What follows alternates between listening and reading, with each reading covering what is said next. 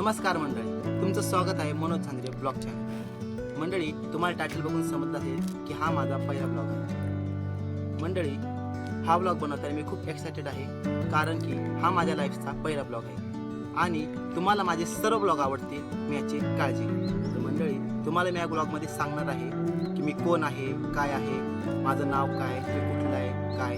तर हे पाहूयात आपण पुढं. तर मी माझ्या नावाची सुरुवात करतो. माझं नाव मनोज झांद्रे.